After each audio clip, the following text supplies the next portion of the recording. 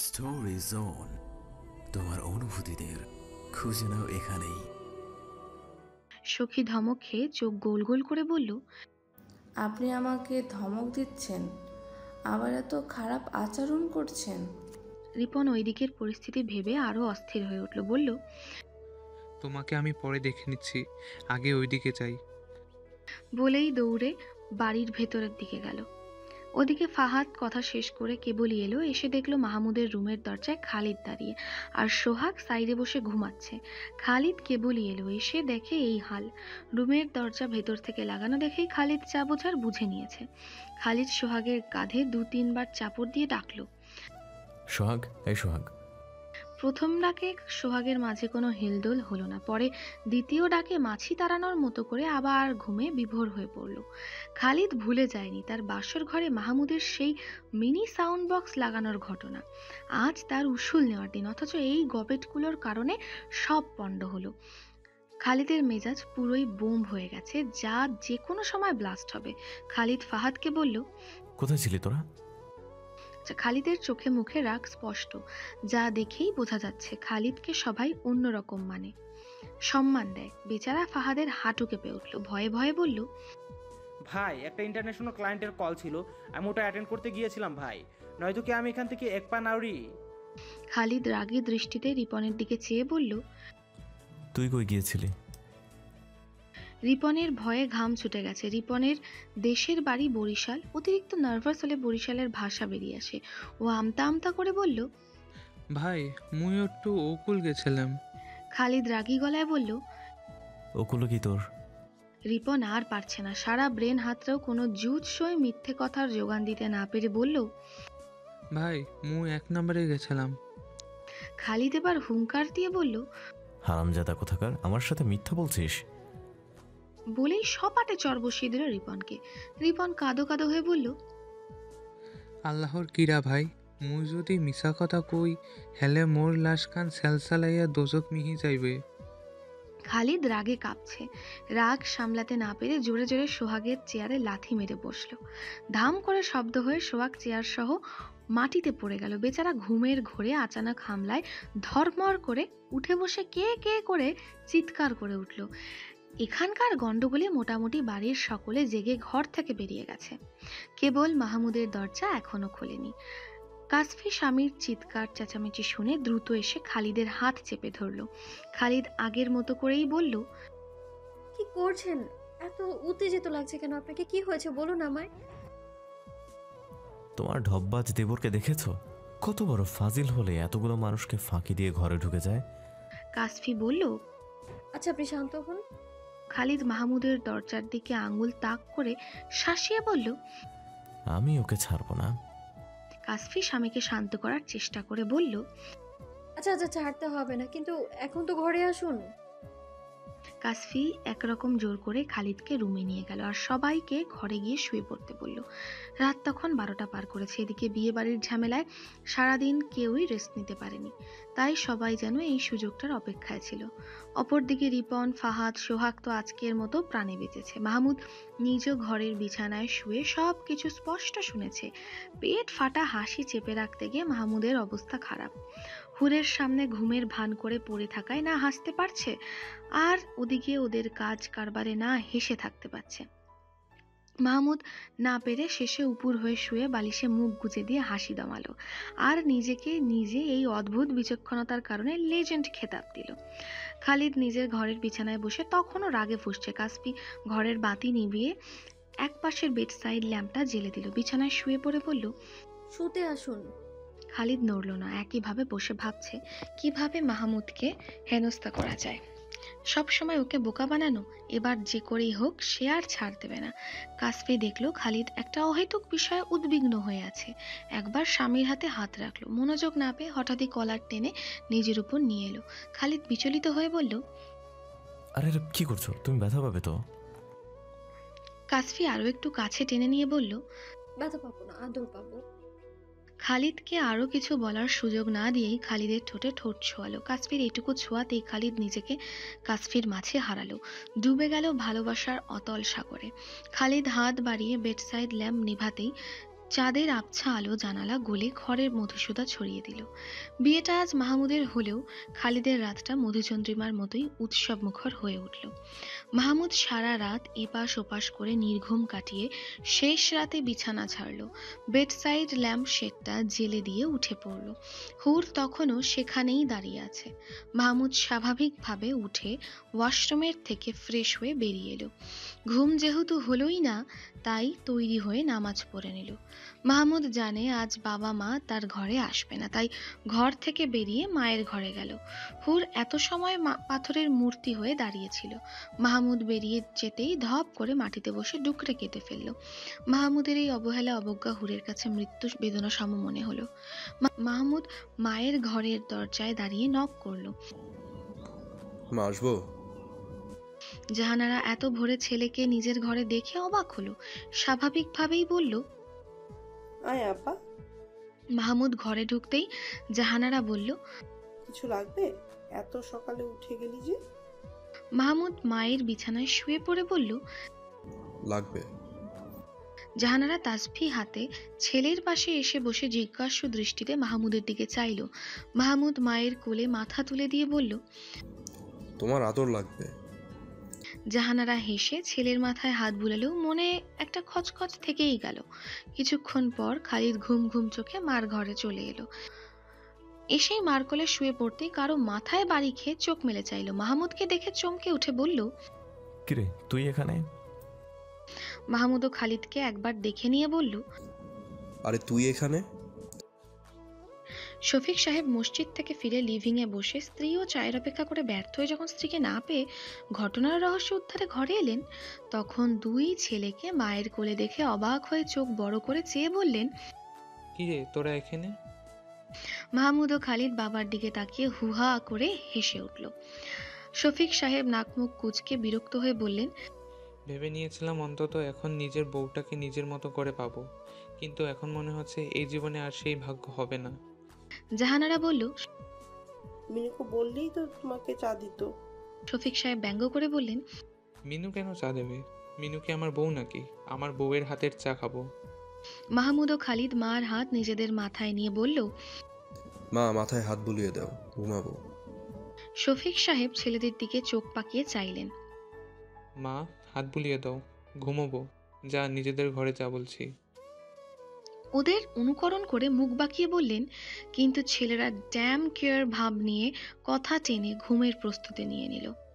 শফিক সাহেব বুঝল না, এদের ঘর দিয়েছে, বিয়ে দিয়ে ঘরে বউ এনে দিয়েছে, তাও কেন তার বউটার ভাগ এরা ছাড়ে না।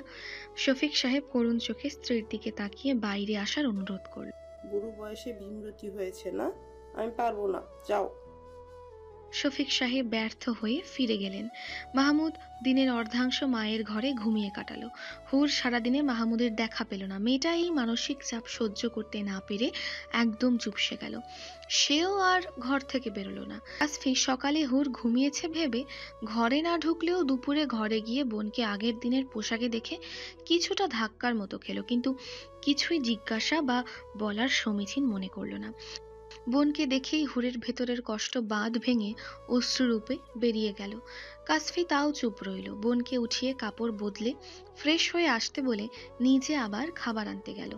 খাবার নিয়ে এসে দেখলো হুর গোসল নিয়ে বেরিয়ে এসেছে। কাসফি খাবার মেখে বোনের মুখের সামনে ধরতেই হুর ছলছল চোখে বোনের দিকে চাইল। কাসফি খাবার খেতে ইশারা করে জিজ্ঞেস করলো, মাহমুদ ভাই কিছু বলেছে? হুরের গাল বেয়ে দুফোঁটা পানি গড়িয়ে পড়তেই হুর হাতের উল্টো পিঠে চোখ মুছে নিল। না বোধক মাথা নেড়ে বোঝালো, মাহমুদ কিছু বলেনি। কাসফি বলল, তাহলে কাঁদছো কেন? হুর কান্নার দমকে কেঁপে কেঁপে বলল, কথা বলে না। কাসফি আলতো হেসে হুরের মাথায় হাত বুলালো, কপালে চুমু খেয়ে বলল, ভাইয়া না বললে তুমি বলবে? কথা তো একজন বললেই হয়। হুর মাথা নেড়ে বলল, আচ্ছা। কাসফি আবার খাবার মুখে দিতে চাইলে হুর আর খাবে না জানালো। তারপর বোনকে বলল, কি কথা বলবো? কাসফি কিছুটা বিপাকে পড়ল। স্বামী স্ত্রীর কথা কি হতে পারে তা শিখিয়ে দেওয়া মুশকিল। কিছুক্ষণ ভেবে বলল, এই ধরো, ভাইয়া কফি খেতে চাইলে কফি করে দিলে, তারপর কফি কেমন হলো জানতে চাইতে পারো। বা ভাইয়ার যে কোনো ব্যাপারে কথা বলতে পারো। ভাইয়া জাপানে কেমন ছিল, কি করতো, আরো কত কি। যখন কথা বলবি এমনিই কথা চলে আসবে। হুর আবারও মাথা নাড়ালো, পরক্ষণেই বলল। যদি রাগ করে? কাসফি হেসে বলল। সমস্যা নেই, অভিমান করলে তুমি মান ভাঙাবে। হুর মুখ ছোট করে বলল। আমার ভয় করে। কাসফি হুরের কপালে চুমু খেলো, বলল। মামুন ভাই অনেক ভালো মানুষ হুর, একটু মানিয়ে নাও আর কিছুটা মেনে নাও, দেখবে সব ঠিক হয়ে যাবে। হুর মাথা নেড়ে আবারও সম্মতি জানালো। হুরের নিজেকে খুব অসহায় লাগছে। হুর কলেজে ভার্সিটিতে বন্ধু বান্ধবীদের প্রেম বিষয়ক বিভিন্ন টিপস দিয়ে থাকে। সাধারণত ওসব ক্ষেত্রে ছেলেরাই কথা বলে, পটাতে আসে। মেয়েরা রাগ করে, ছেলেরা রাগ ভাঙায়। কিন্তু মাহমুদ নামের এই জটিল মানুষটিকে হুর বুঝতে পারছে না। কিভাবে এই লোকটিকে মানাবে তাও জানে না। হুর খাবার না খাওয়ায় কাসফি তাকে রেস্ট করতে বলে ঘরের দরজা চাপিয়ে বেরিয়ে গেল। যেহেতু মাহমুদ তার বিছানায় হুরকে নেয়নি, তাই হুর ঘরের ডিভানটায় শুয়ে পড়ল। বিয়ে শাদির ধকল আর কাল রাতের নির্ঘুম দাঁড়িয়ে থাকায় শরীর আর কুলাচ্ছে না। হুর ডিভানে শুয়েও আবার কেঁদে দিল। স্বামীর ঘর কি এমনই হয়? কই ভাইয়া তো আপিকে কত ভালোবাসে, আদর করে, যেন আপি মাটিতে পা ফেললেও ভাইয়ার কষ্ট হয়। আবার বাবা ও মার খেয়াল রাখে। আবার যদিও সে নিজের বাবা মাকে একসাথে দেখেনি, মা তার জন্মের সময় মারা গেছে, কিন্তু আপির কাছে, রাশেদা খালার কাছে শুনেছে আব্বু তার আম্মিকে অনেক ভালোবাসতেন। অসুস্থ অবস্থায় নিজের সকল কাজকর্ম ফেলে আম্মির কাছে থাকতেন, সেবা করতেন। এসব ভাবতে ভাবতেই ঘুমিয়ে পড়ল।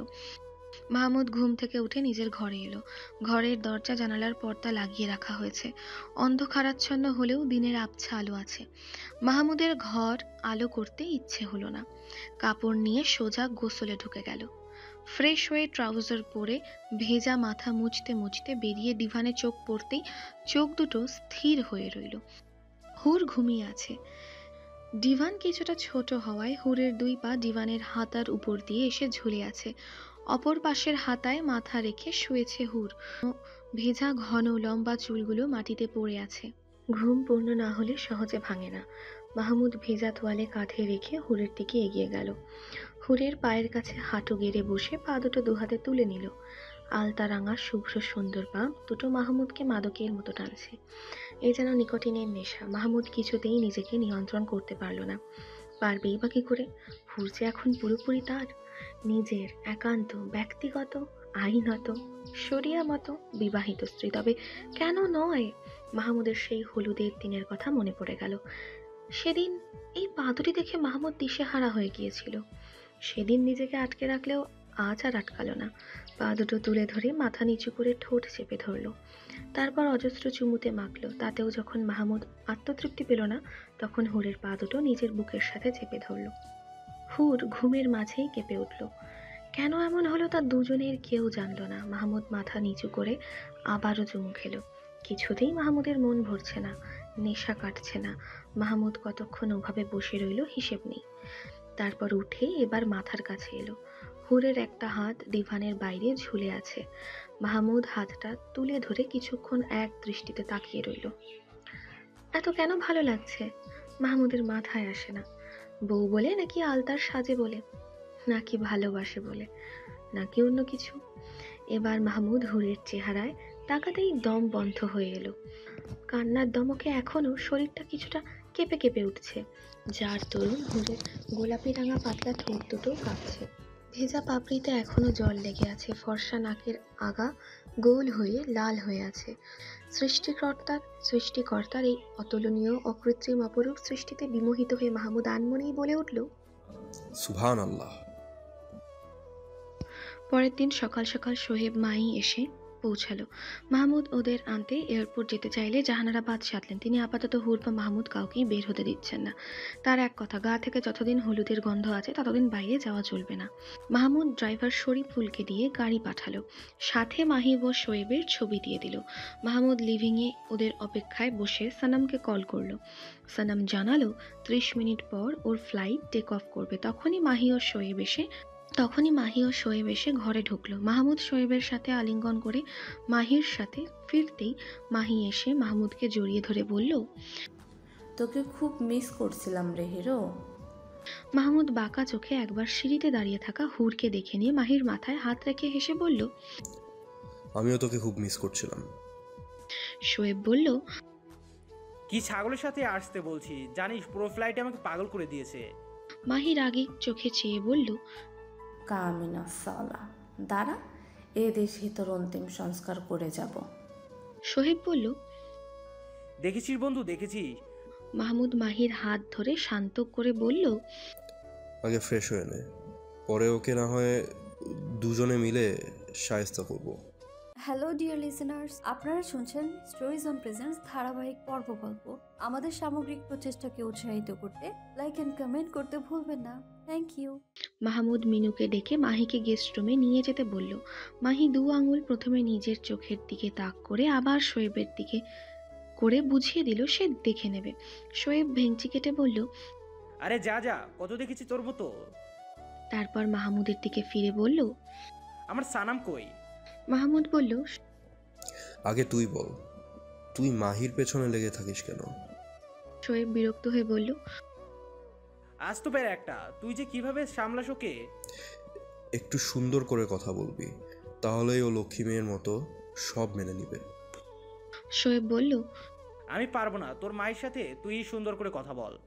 আচ্ছা বাদ দে, আগে ফ্রেশ হয়ে খেয়ে নে, জার্নি করে এসেছিস।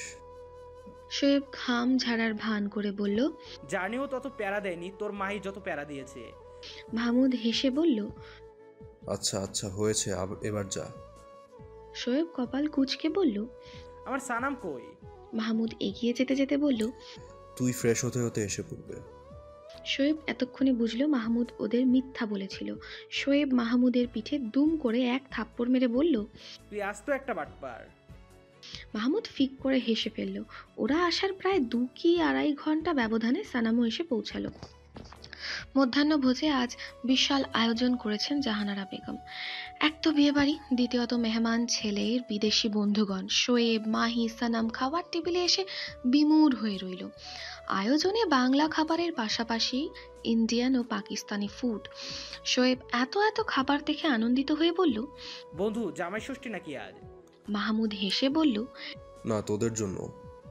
বস, খেয়ে নে। একে একে খাবার ঘরে সকলে এসে উপস্থিত হলো। কাসফি সকলকে সার্ভ করছে। হঠাৎ কাসফি মাহমুদকে উদ্দেশ্য করে বলল, ভাইয়া হুর কোথায়?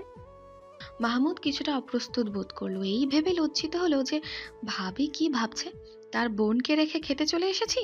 হালকা কেশে গলা পরিষ্কার করে বলল। রুমে বোধ হয় ভাবি। জাহানারা বেগম কাসফিকে বললেন, বৌমা, তুমি ওর খাবারটা খাইয়ে দিয়ে আসো।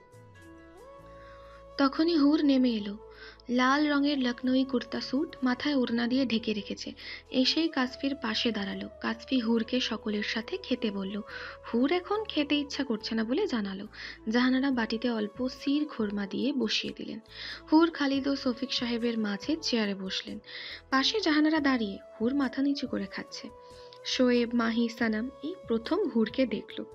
শোয়েব চাপা কণ্ঠে বলল, বন্ধু, বাচ্চা খেলানোর বয়সে বাচ্চা মেয়ে বিয়ে করেছিস দেখছি। মাহিও ফিসফিস করে বলল, মায়া তো মাশাল্লাহ, কিন্তু বয়স একটু কম লাগে। মাহমুদ গম্ভীর কণ্ঠে বলল। ফালতু কথা রেখে চুপচাপ খা। খালিদ খেতে খেতে বলল, হুর কারখানা থেকে লোক আসছে, তুমি যেতে পারছো না, তাই আমি বাসায় আসতে বলেছি, ঠিক আছে? হুর ক্ষীণ আওয়াজে বলল, আচ্ছা ভাইয়া। হ্যান্ড প্রিন্টেড শাড়ি অর্ডারগুলোর কাজ কি হয়ে গেছে? ডেলিভারি ডেট তো চলে এলো। খালিদ আবারও বলল। হুর বরাবরই খুব আস্তে কথা বলে, ও কম কথা বলে, আবার সেভাবেই বলল, কয়েকদিনের মধ্যেই হয়ে যাবে ভাইয়া। হুর খাওয়া শেষ করার আগেই কারখানা থেকে কারিগর রাজু ও উত্তরা আউটলেট থেকে কয়েকজন এলো। হুর ওদের সাথে আলোচনায় ব্যস্ত হয়ে পড়ল। একে একে সকলের কাজ বুঝিয়ে দিলে ওরা চলে গেল। ততক্ষণে মাহমুদ তার বন্ধুদের নিয়ে খাওয়া শেষ করে লিভিংয়ে এসে বসেছে। মূলত সানাম ও মাহি জোরপূর্বক মাহমুদকে এখানে নিয়ে এসেছে। ওরা বউ দেখার ব্যাপারে খুব উৎসাহী। মাহমুদ ওরা হুরের থেকে কিছুটা দূরে বসেছে। হুর ল্যাপটপে কাজ করছিল। মাহি তার সেই বকাটে নজরে হুরকে আগাগোড়া স্ক্যান করে নিল। কিছুক্ষণ পর হুর ল্যাপটপ রেখে উঠে রান্নাঘরের দিকে গেল। সঙ্গে সঙ্গে মাহি, সানাম, শোয়েব মাহমুদকে ঘিরে ধরল। প্রথমেই সানাম বলল, माशा अल्लाह भला की खूबसूरत है तेरी बीवी। সানামের কথায় মাহমুদ যেন লজ্জা পেল, মাথা নিচু করে লাজুক হাসল। মাহি বলল, ফিগার দেখেছিস? পাতলি কোমর। মাহমুদ কিছুটা আফসোস করে বলল, অনেক শুকিয়ে গেছে, আগে আরো সুন্দর স্বাস্থ্যবান গুলমুল ছিল। মাহি বলল, কি বলিস? আমার তো দারুণ লাগছে। 34, 24, 34, আহা! ছেলে হলে আমি নিজেই বিয়ে করে নিতাম। মাহির কথায় নাক মুখ কুঁচকে ফেলল মাহমুদ। শোয়েব বলল, এত দেখছি বাদরের গলায় মুক্তার মালা। মাহমুদ রাগী চোখে চেয়ে বলল। বাদর কাকে বললি? শোয়েব কিটকিটিয়ে হেসে বলল। তুমি যাকে ভেবেছো তাকেই বন্ধু। মাহমুদ ক্ষেপে বলল, আমি কিন্তু তোকে এক্সপোজ করব শোয়েব।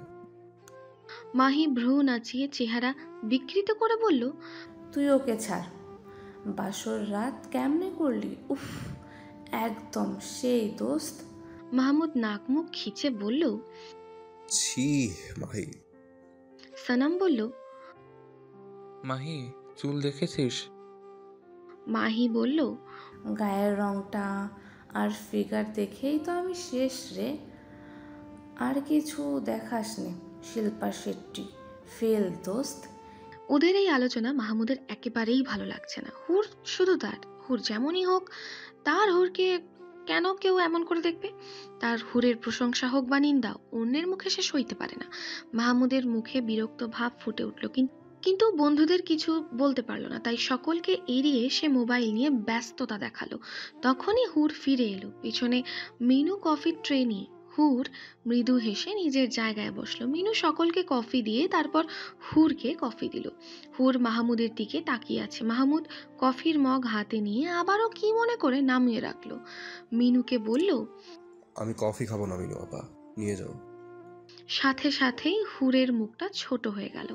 মিনু একবার হুরের দিকে তাকিয়ে বলল, কিন্তু ভাইজান, আপনি তো রোজ এই সময় কফি খান। মাহমুদ মোবাইলে কিছু একটা করতে করতে বলল, আজ খাবো না। মিনু আর কিছু বলল না, কফি নিয়ে ফিরে এলো। শফিক সাহেব বিকেলে দাবা নিয়ে বসলেন। আজ তার প্রতিদ্বন্দ্বী শোয়েব। শফিক সাহেব অবাক হয়ে দেখল ছেলেটি ভালো খেলছে। তাদের ঘিরে সানাম ও মাহিও উৎসুক হয়ে খেলা দেখছে। শোয়েব মোটামুটি শফিক সাহেবকে আটকে দিয়েছেন। শোয়েবের মুখে ফুটে উঠেছে বাঁকা হাসি। অপরদিকে শফিক সাহেব চিন্তিত হয়ে পড়েছেন। হঠাৎই সানাম হাত বাড়িয়ে শফিক সাহেবের পক্ষ থেকে চাল দিল। সাথে সাথে বাজি পাল্টে গেল। শোয়েব অবাক হয়ে বলল, এটা কি হলো? শফিক সাহেবও হতবাক। এদিকে মাহি চিৎকার দিয়ে উঠল। হিফিফ্রে! সানামের ঠোঁটে ফুটে উঠল মুচকি হাসি। শোয়েবের এতক্ষণের হা হুতাশ সানামের হাসিতে ধুয়ে মুছে গেল, যেন হেরে গিয়েও সে জিতে গেছে। সানামের হাসি তার বড় অর্জন, যার কাছে এই হেরে যাওয়া কিছুই না। শোয়েব মনে মনে বলল, তোর এই হাসির জন্য আমি বারবার হেরে যাব সানাম। কিছুক্ষণ পর খালিদ, রিপন, সোহাগ, ফাহাদ, সোহেল সবাই এলো। সবাই এসেই রমরমা পরিবেশ তৈরি করে ফেলল। হুর এত মানুষের মাঝে কিছুটা অস্বস্তি বোধ করছে, তাই সে নিচ তলায় যে রুমটায় থাকতো সেখানে চলে গেল। খালিদ মনে মনে ভাবলো আজ মাহমুদকে খেলা দিয়ে জব্দ করবে। অন্যদিক থেকে তো আর পারেনি, তাই বলল, মাহমুদ আয় খেলি। মাহমুদ এখনো ওদের বলা কথাগুলো ভাবছে। ওর বউকে কেউ এভাবে দেখেছে, ব্যাপারটা মাহমুদকে খুব বিরক্ত করছে। মাহমুদ আনমনা হয়ে বলল, তোমরা খেলো। রিপন বলল, হেরে যাবে তাই আগেই স্যারেন্ডার। খালিদ বলল, আরে সহজ খেলা, আয় পারবি। মাহমুদ কোনো উত্তর দিল না। খালিদ লুডো কোড নিয়ে বসেছে। কাসফি এসে বলল, আমিও খেলবো। খালিদ বলল, হুর কোথায়? তারপর মিনুকে ডেকে বলল হুরকে ডেকে আনতে। হুর এসে খালিদের পাশে দাঁড়ালো। খালিদ বলল, ভাইয়া আমায় ডেকেছেন? হুর এসো, আমরা সবাই এখানে, তুমি একা একা রুমে কি করছো? হুর মাথা নিচু করে বলল, কাজ করছিলাম ভাইয়া। খালিদ ওকে জোর করে খেতে বসালো। খালিদ ও হুর এক টিমে আর কাসফি ও সখী এক টিমে। কাসফি বারবার মাহমুদকে ডেকেও খেলার ব্যাপারে রাজি করতে পারেনি। মাহমুদ বলল, আমি এখান থেকেই আপনাকে হেল্প করব ভাবি। খালিদ বলল, না না, না খেললে সাইড টক করা যাবে না। মাহমুদ ইশারায় কাসফিকে মোবাইল সাথে রাখতে বলল। খালিদ ও হুর খেলার শুরুতেই 6 গুটি কোটে নামিয়েছে আর 2 গুটি পেকে গেছে। এদিকে কাসফি ও সখীর 6 উঠেই না সহজে, যাও 2-1টা উঠছে তাও গুটি নামলেই খালিদ কেটে দিয়েছে। কাসফি এবার করুণ চোখে মাহমুদের দিকে চাইল, যেন এই বিপদ থেকে কেবল মাহমুদই তাকে উদ্ধার করতে পারে। এদিকে হুর ও খালিদ আনন্দে হাই ফাইভ করে হাত মেলালো। মাহমুদ এবার আর দাঁড়িয়ে থাকতে পারল না, এগিয়ে এসে সখীকে সরিয়ে বসলো। এতক্ষণ কেউ টিভি দেখছিল তো কেউ দাবা খেলছিল, এবার সবাই উৎসুক হয়ে ওদের ঘিরে বসলো। মাহমুদ কাসফিকে এভাবে হারতে দেখতে পারল না। খেলা শুরু করার আগে মাহমুদ প্রথমেই স্থির দৃষ্টিতে কিছুক্ষণ দেখে নিল সকলের প্রতিটা গুটি কোথায় কি অবস্থায় আছে। খালিদের 2 গুটি পেকেছে, হুরের গুটি আর এক ঘর ঘুরেই পেকে যাবে। মাহমুদ কাসফিকে মেসেজ দিল, আপনি টার্গেট জেতা নয়, আমরা শুধু ওদের গুটি কাটবো যাতে ওরা কিছুতেই জিততে না পারে। মেসেজ পড়ে কাসফি মাহমুদের দিকে তাকালো, যেন চোখে চোখেই পরামর্শ করে নিল। মাহমুদের প্রথমেই 2-6-4 উঠল, পরের বারে আবারও মাহমুদের 6 উঠল। মাহমুদ ও কাসফি রিল্যাক্স হয়ে খেলছে, কারো মাঝে কোনো উদ্বিগ্নতা নেই। এদিকে খালিদ হুর প্রাণপণ খেলে যাচ্ছে, একের পর এক গুটি পাকাচ্ছে আর কাসফি ও মাহমুদের গুটি খাচ্ছে। কাসফি চিন্তিত কণ্ঠে বলল, ভাইয়া ওদের তো সব গুটি পেকে যাচ্ছে। মাহমুদ ভাবলেশীন গলায় বলে উঠল, পেকে যাক ভাবি, কোর্ট ফাঁকা হলে আমরা রিল্যাক্স গুটি খাবো। মাহমুদ ভাবলেশীন গলায় বলল। মাহমুদের কথায় সবাই হেসে উঠল, কিন্তু কাসফি স্বাভাবিক। খালিদের মনে হলো তার বিপক্ষীয় এই দুজন কঠিন কোনো কূটনৈতিক চাল চালছে, নয় এরা হেরে যাচ্ছে দেখেও এত শান্ত থাকতো না। খালিদ জানে দুটোই যে চিটার। আগের বারের কথা তার ভালোই মনে আছে, কিন্তু কি হচ্ছে বুঝতে পারছে না। দেখতে দেখতে খালিদের সব গুটি পেকে গেছে, হুরের শুধু একটা ছাড়া সব উঠে গেছে। মাহমুদ ও কাসফির কেবল 3 গুটি পেকেছে, বাকি সব কোটে, আবার কোনোটা কাঁচা। এবার মাহমুদ তার ঘরে 2 গুটি একসাথে দিয়ে জোর বাঁধল, আবার কাসফির 2 গুটি এক করে জোর করলো। হুরকে যেতে হলে ওদের সেম চাল দিয়ে আগে জোরে উঠতে হবে, তারপর আগাতে হবে। এদিকে হুরের সেই চাল উঠছে না। মাহমুদ ও কাসফি এমন করে ঘুরে এসে হুরের এক গুটিতে 5-7 বার খেয়ে দিল। হুরের এই এক গুটিকে আটকে রেখে মাহমুদ নিজের ও কাসফির সকল গুটি পাকিয়ে নিল এবং খেলা জোর জোড়া হওয়ায় হুরের এক গুটির কারণে ওরা হেরে গেল আর মাহমুদ ও কাসফি জিতে গেল। এমন অবিশ্বাস্য খেলা দেখে সবাই হা হয়ে রইল। খালিদ তো রাগে লুডুর কোট ছিঁড়ে ফেলল। কাসফি হাসতে হাসতে মাটিতে গড়াগড়ি খাচ্ছে। কাসফি খালিদকে বিদ্রুপ করে মাহমুদকে বলল, ভাইয়া পাগল খেপে গেছে। মাহমুদও হেসে ফেলল। হুর মুখ কালো করে উঠে চলে গেল। খালিদকে রাগে ফুঁসতে দেখে মাহমুদের মাথায় শয়তানি বুদ্ধি এলো, বলল, একটাই হেরেছিস তো কি হয়েছে, আর অন্য কিছু খেলি।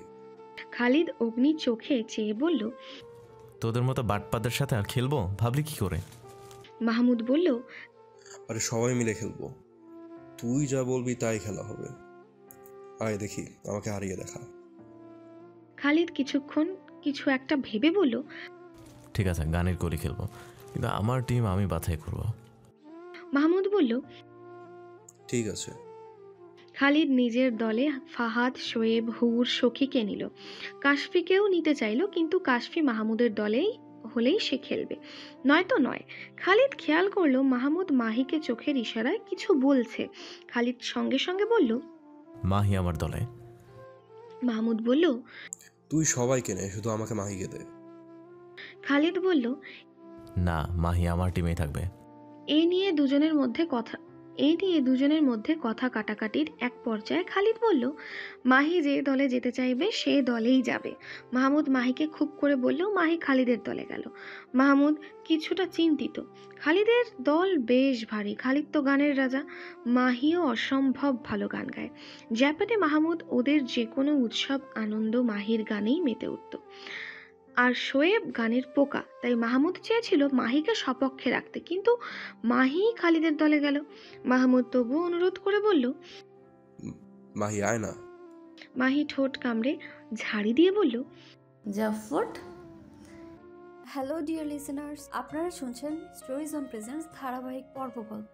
আমাদের সামগ্রিক প্রচেষ্টাকে উৎসাহিত করতে লাইক অ্যান্ড কমেন্ট করতে ভুলবেন না। Thank you.